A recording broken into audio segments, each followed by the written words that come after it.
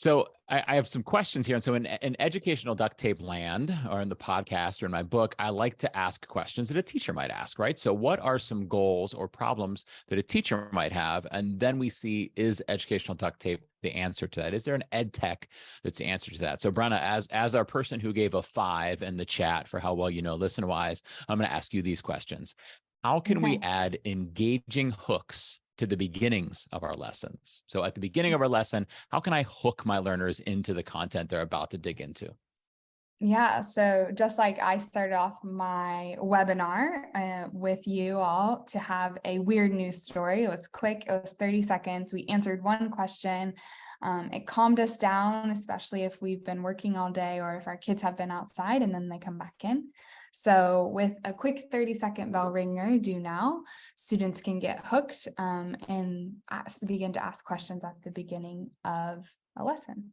I love that. I love that. What a great way to get a nice kind of quiet, calm start, but also get their gears turning in their brain, thinking about something, whether it's French fries or something else, right? My next question for you, during instruction, when I'm teaching the whole class, what if I want to bring primary sources in? What's a novel way that I could bring a primary source of information into my whole class instruction?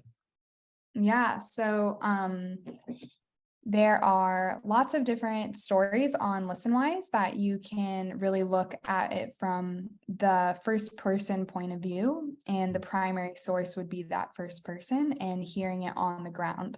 So we have a lot of current events that you hear people who were there or at an event or a time period, and so that really helps. You can play it on the board, and then we have a karaoke follow along type of transcript that is highlighted as the students are listening. Yeah, I love that. And I love that then there's the possibility that they can go and re-listen later if they need to, right? If they need to re-listen to aid their comprehension or to reflect on it. But having that whole group listening experience can really lead well into a discussion, I think, too, by doing that whole group like that. Now, sometimes, sorry, go ahead, Brenna. We also know that when students listen to something whole group, it really builds empathy together with a cohesiveness. So I really like that.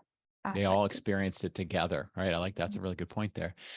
When I think about, so I, as I said earlier, my day job is a personalized learning specialist. So I really focus a lot on every learner getting what that learner needs, right? So if I want to determine maybe after this whole group lesson with the primary sources, if I want to determine which students do I need to work with a little bit more on something, which students are ready to go a little bit deeper with something, and which students are kind of right on target, if I want to kind of break apart my students and give them what they need, how can I assess student comprehension so that I could then in small group instruction know just what kids need my support on what? So how can I, maybe with that primary source audio, how can I assess that student comprehension? Yeah. So in order to make sure that learning is personalized for students at Listenwise, you can make multiple copies of the same assignment and add different scaffolds. So students who maybe didn't understand level A, B, and C comprehension questions, maybe they have a different level of comprehension questions, and then you can really work on the small group to have various scaffolds. But you can assign them individually to the students. So group A, group B, and group C, they can all be working on the same listening, same story, but then have it broken down for that small group instruction.